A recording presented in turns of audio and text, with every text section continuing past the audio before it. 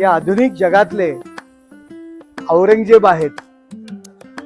ज्या पद्धतीने औरंगजेबाने आपल्या वडिलांना आणि आपल्या भावांना त्रास दिला, त्याच पद्धतीने उद्धव ठाकरे यांनी शेवटच्या दिवसात बाळासाहेबांना त्रास दिला, हे नेहमी राज ठाकरे यांनी व्यक्त केलेलं आहे.